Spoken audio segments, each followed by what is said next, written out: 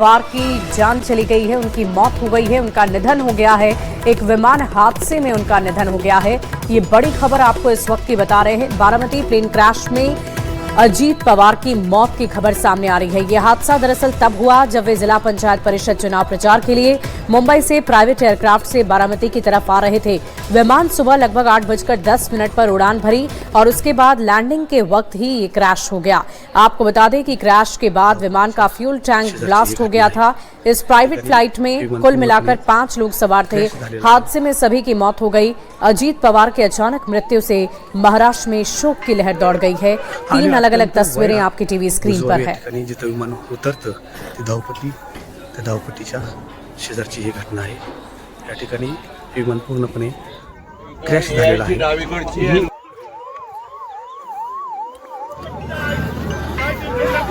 आणि अत्यंत बुजवावी या ठिकाणी जिथं विमान उतरतं धावपट्टीच्या शेजारची ही घटना आहे।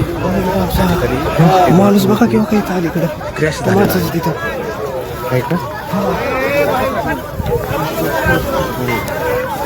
आणि अत्यंत वाईट बुजवावी या ठिकाणी जिथं विमान उतरतं ते धावपट्टीच्या तस्वीरें आपको दिखा रहे हैं। महाराष्ट्र में अजीत पवार से जुड़ी ये तस्वीरें आप देखिए। विमान हादसे में अजीत पवार नहीं रहे हैं और विमान हादसे की घटना स्थल की ये तस्वीरें सामने आई है जहां अजीत पवार का प्लेन क्रैश हुआ। उस जगह की तस्वीरें आपको हम लाल घेरे में दिखा रहे हैं और जब प्लेन क्रैश हुआ उसके बाद कैसे धो-धो कर जल उठा है उसकी तस्दीक भी ये तस्वीरें कर रही है।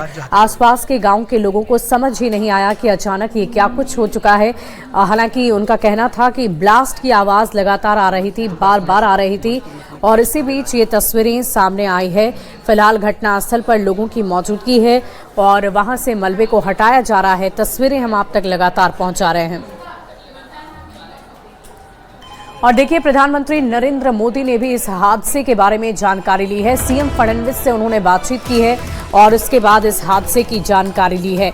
आपको बता दें कि 5 लोगों की मौत की पुष्टि डीजीसीए ने की है। पीएम मोदी ने, गृह मंत्री ने, इन तमाम राजनीतिक नेताओं ने इस दुखद घटना पर शोक जताया है। हादसे के बाद पीएम मोदी ने महाराष्ट्र के मुख्यमंत्री देवेंद्र फडणवीस को फोन कर हालात की जानकारी ली। पीएम ने कहा कि अजीत पवार जननेता थे और उनका लोगों के साथ गहरा जुड़ाव रहता था। वो महाराष्ट्र के लोगों की सेवा में हमेशा आगे रहते थे और काफी मेहनती नेता के रूप में जाने जाते थे। उनका असमय निधन बेहद चौंकाने वाला और दुखद है। उनके परिवार और असंख्य समर्थकों के प्रति मेरी संवेदनाएं। ओम शांति। तो देखिए, ये बड़ी खबर आपको प्रधानमंत्री की तरफ से कैसे अजीत पवार को लेकर दुख जताया गया है वो हम आपको बता रहे हैं। देखिए, अजीत पवार के निधन से पूरे राजनीतिक गलियारे में शोक की लहर है। एक अपूर्णीय क्षति के तौर पर इसे देखा जा रहा है महाराष्ट्र की राजनीति में। और देखिए, आज से संसद में बजट सत्र की शुरुआत होनी है और शुरुआत हो भी गई और संसद के भीतर सबसे पहले अजीत पवार को श्रद्धांजलि दी गई है। संसद में अजीत पवार को श्रद्धांजलि अर्पित की गई है। ये बड़ी खबर आपको इस वक्त की बता रहे हैं। सांसदों ने अजीत पवार को श्रद्धांजलि दी। संसद के बजट सत्र का आज आगाज हो गया है। आपको बता दें कि 1 फरवरी 2026 के दिन देश का बजट पेश होना है और उससे पहले राष्ट्रपति के अभिभाषण के साथ ही संसद के बजट सत्र की शुरुआत हो गई है, आगाज हो गया है।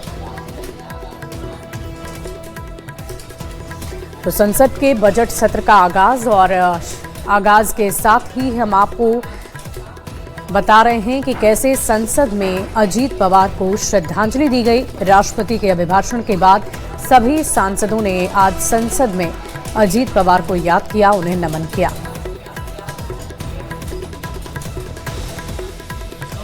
और देखिए, इस दुखद हादसे की कुछ तस्वीरें सामने आई है। कुछ अलग अलग तस्वीरें हम आपको दिखाते हैं कि यह हादसा कब, कैसे और किस जगह पर हुआ।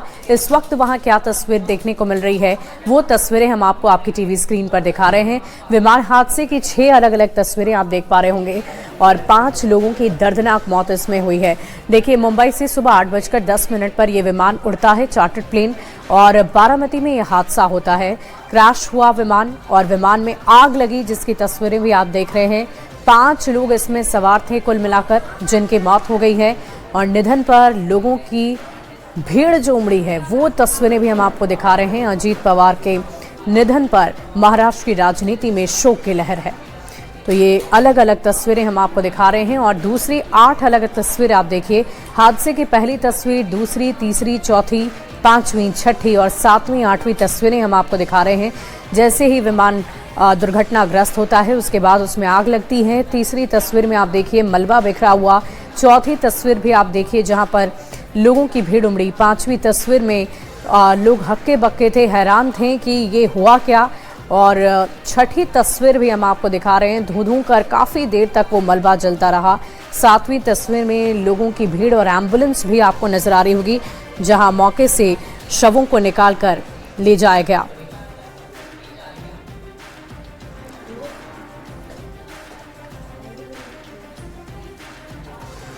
तो देखिए, अजीत पवार के निधन के बाद ये खबर सुनकर उनके भतीजे रोहित पवार की आंखें छलक उठी। वहीं उनके निधन की खबर से महाराष्ट्र के मंत्री हसन मुशर्रफ की आंखें भी भावुक नजर आई।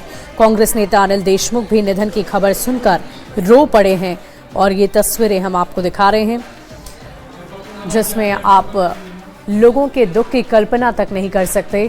किसी ने सोचा भी नहीं होगा कि ये मनहूस सुबह अजीत पवार के लिए, पवार फैमिली के लिए, उनके कार्यकर्ताओं के लिए, उनके परिवार के लोगों के लिए होगी। आज की तारीख और ये दिन वो शायद अपनी आने वाली ज़िंदगी में कभी ना भूल पाए, क्योंकि अजीत पवार ने आज इस दुनिया को अलविदा कह दिया है और वो भी एक दुर्घटना में, विमान हादसे में। वो घर से बिल्कुल सुरक्षित निकले थे, विमान में बैठे और गंतव्य तक पहुंच नहीं पाए, उससे पहले ही निधन हो गया। अजीत पवार का ये एक्सीडेंट में निधन होना ये बहुत ही दुखद और दुर्भाग्यपूर्ण है। पिछले 40 साल से महाराष्ट्र के राजनीति में मेरे बहुत घनिष्ठ मित्र रहे, उनके मेरे पारिवारिक संबंध रहे। बहुत कर्मठ, अच्छा प्रशासक और विकास की दृष्टि रखने वाले ऐसे वो नेता थे। उनके जाने से बहुत बड़ा नुकसान हुआ है। उनके परिवार को भी काफ़ी उनके ऊपर भी एक बड़ा हादसा हुआ है। मुझे लगता है कि भगवान उनको ये जो घटना हुई है इसका दुख सहन करने की ताकत दे।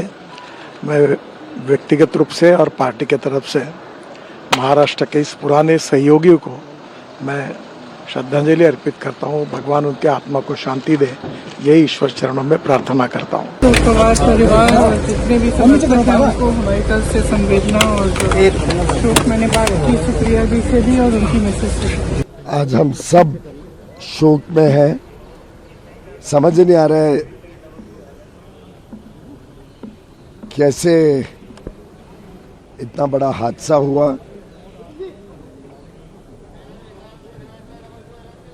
हमारे घनिष्ठ मित्र थे, हमारी सरकार में अहम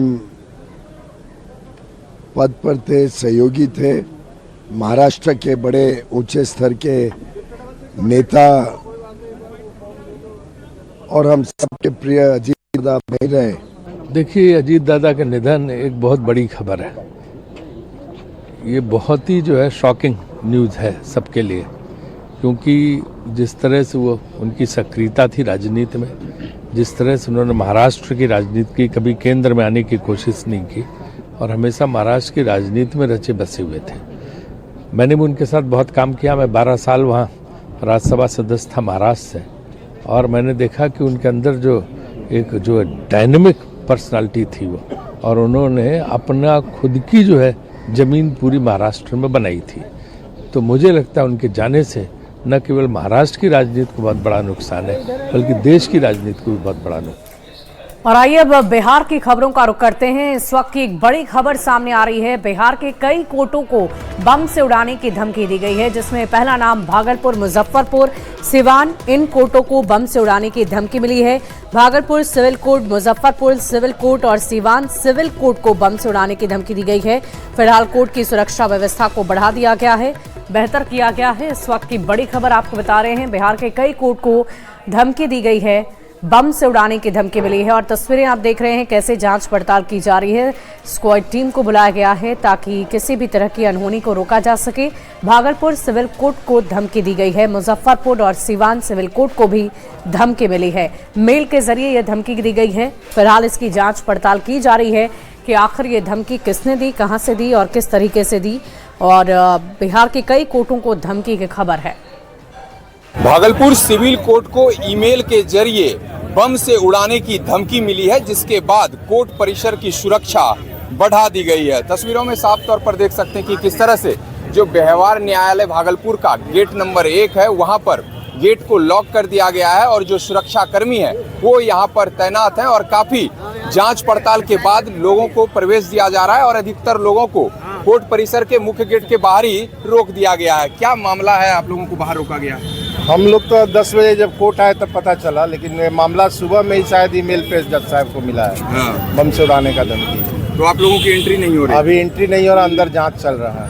तो कामकाज भी अभी रुका होगा? अभी तक तो कामकाज ठप है, अब आगे भी देखिए क्या होता है। क्या नाम हुआ आपका? राजेश कुमार सिंह। चलिए तस्वीर देख लीजिए कि जो न्यायालय में कर्मी हैं, जो अधिवक्ता हैं, लॉयर हैं, वो सभी बाहर में ही खड़े हैं और जो कामकाज है वो ठप हो गया है। और खास तौर पर जिस तरह से धमकी मिली है उसके बाद कई यहाँ पर जांच पड़ताल करने के लिए टीम जो है बम स्क्वाड की टीम पहुंची हुई है और साथ ही साथ जो साइबर सेल की टीम है वो इस बात की जांच पड़ताल करने में जुटी हुई है कि आखिर यह धमकी भरा मेल किसने भेजा है। विकास कुमार सिंह, न्यूज़ 18 भागलपुर।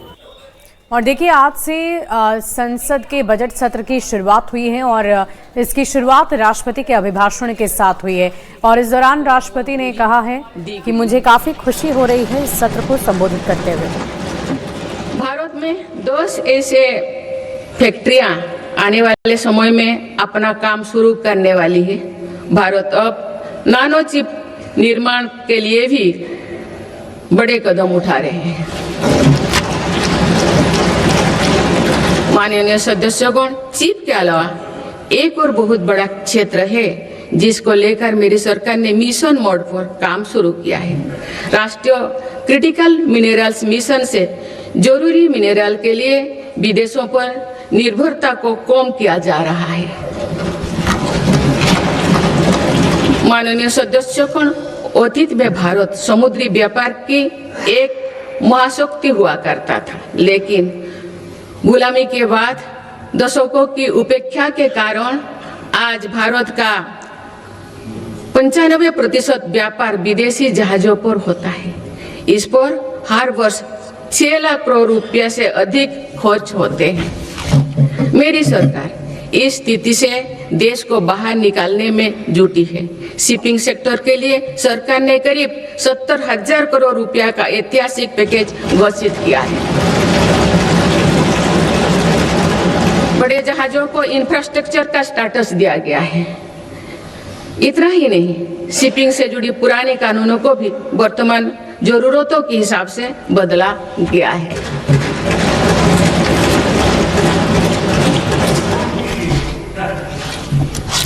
माननीय सदस्यगण,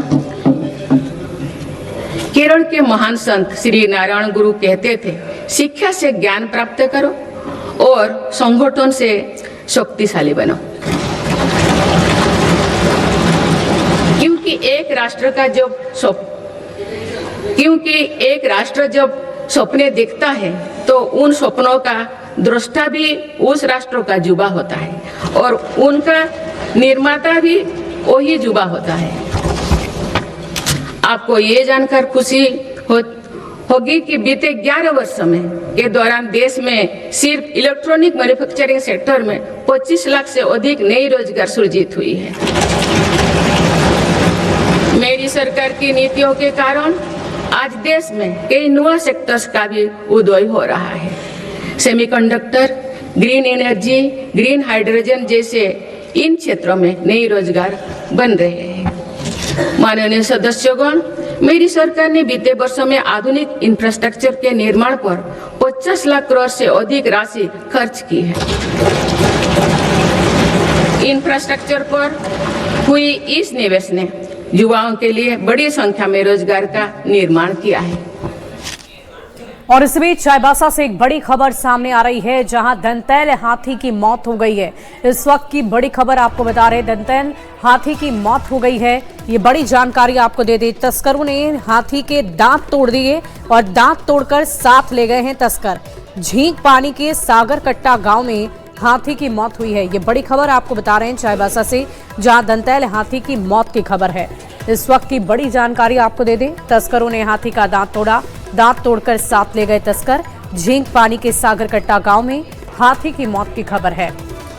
तो चाईबासा से ये बड़ी जानकारी आपको दे रहे हैं, दंतैल हाथी की मौत, तस्करों ने तोड़ा हाथी का दांत, दांत तोड़कर साथ ले गए तस्कर। झींक पानी के सागरकट्टा गांव में हाथी की मौत हुई है। और इस पूरी खबर के एक जानकारी के साथ न्यूज 18 संवाददाता रुपेश प्रधान फोन लाइन पर जुड़ रहे हैं। रुपेश, क्या जानकारी आपके पास? हेलो जी रुपेश, अगर आप तक आवाज पहुंच रही है तो बताएं, ये हादसा कब हुआ, कैसे हुआ, और इस वक्त क्या हाथी के शव को ले जाया जा चुका है? जी, आज सुबह एक हाथी का शव मिला है झींकपानी थाना क्षेत्र के सागरकट्टा और बाईहातू गांव के बीच में, और उसे किस तरह मारा गया है, ये संभवतः उसे किसी तरह मारा गया है तो क्षेत्र के ग्रामीणों या जो असामाजिक तत्व हैं या जो, और उसका एक दांत को भी तोड़कर ले गए हैं। तो इससे यह प्रतीत होता है कि उसे किसी तरह एक बात ये सामने आ रही है कि शायद करंट का उसको झटका देकर मारा गया है।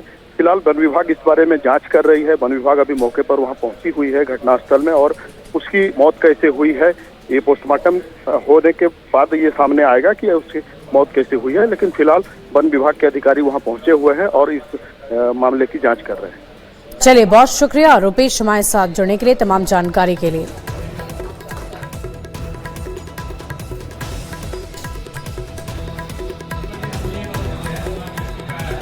और इस बीच गोपालगंज से एक बड़ी खबर का रुख करते हैं, जहां सोना देवी हत्याकांड के मामले में बड़ा खुलासा हुआ है। ये बड़ी खबर आपको गोपालगंज से बता रहे हैं, जहां सोना देवी हत्याकांड के मामले में खुलासा। डायन बिसाही की शक में हत्या हुई है, महिला की गला रेत कर हत्या की गई। मुख्य आरोपी विकास कुमार गिरफ्तार हुआ है। इस हत्या में इस्तेमाल चाकू बरामद हुए। 19 जनवरी की रात ये घटना हुई। सीसीटीवी फुटेज से आरोपी की पहचान की जा रही है। गोपालगंज के ऊपर छंटा गांव की घटना बताई जा रही है।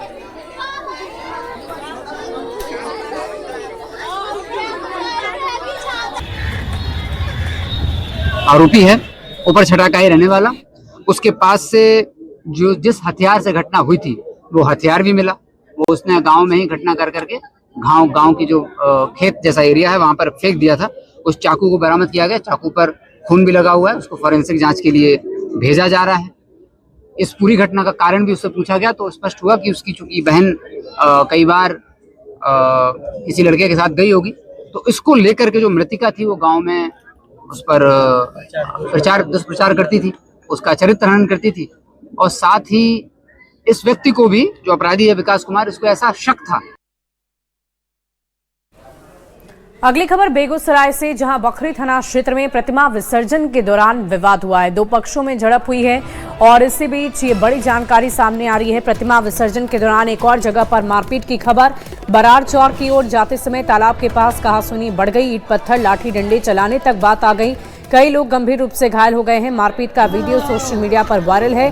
प्रथम दृष्टया इस पुराने जमीन विवाद का इसे मामला बताया जा रहा है, जबकि दूसरे पक्ष का कहना है कि विवाद विसर्जन जुलूस के दौरान अचानक हिंसक हो गया। तो प्रतिमा विसर्जन के दौरान हिंसक मारपीट की खबर। और चलिए अब आपको सीधे लिए चलते हैं, बिहार के मुख्यमंत्री नीतीश कुमार की समृद्धि यात्रा की तस्वीरें दिखा रहे हैं। और ये तस्वीरें आप देखिए, दरभंगा से सीएम की समृद्धि यात्रा की ये तस्वीरें हैं, जहां बिहार के मुख्यमंत्री नीतीश कुमार पहुंच चुके हैं। 105 करोड़ की 50 योजनाओं का शिलान्यास उनकी तरफ से किया जाना है। 33 करोड़ की 40 योजनाओं का उद्घाटन करेंगे सीएम नीतीश। समृद्धि यात्रा की ये तस्वीरें हम आपको दिखा रहे हैं। दरभंगा से समृद्धि यात्रा की ये तस्वीर सामने आ रही है, जहां आपको नजर आ रहे होंगे बिहार के डिप्टी सीएम सम्राट चौधरी और सीएम नीतीश कुमार समेत तमाम बड़े और दिग्गज नेता मौके पर मौजूद हैं। और इस पूरी खबर के जानकारी के साथ न्यूज 18 संवाददाता आनंद अमृतराज हमारे साथ लगातार बने हुए हैं। आनंद, अगर आप तक आवाज पहुंच रही है तो बताएं, वहां क्या तस्वीरें आप इस वक्त देख रहे हैं? क्या कार्यक्रम की शुरुआत हो चुकी है? कई योजनाओं का उद्घाटन और शिलान्यास कर रहे हैं। दरभंगा को आज उन्होंने 105 करोड़ की 50 योजनाओं का शिलान्यास किया है और 33 करोड़ की 40 योजनाओं का उद्घाटन भी किया है। और इसके अलावा दरभंगा को आज कई तोहफे भी दिए गए हैं। इसके पहले नीतीश कुमार ने निर्माणाधीन जो अंतर्राष्ट्रीय बस स्टैंड है उसके कार्य का निरीक्षण करेंगे। फिर प्रगति यात्रा अनुभूति जो योजनाएं हैं उसकी जानकारी मुख्यमंत्री को दी जाएगी। तो ये तमाम जानकारी नीतीश कुमार के इसके पहले नीतीश कुमार किलकारी के स्टॉल में पहुंचे, जहाँ पे छोटे छोटे बच्चे कई सारे उन्होंने कलाकृतियां बनाई है, जिसका अवलोकन इस वक्त नीतीश कुमार कर रहे हैं और उसका जायजा ले रहे हैं।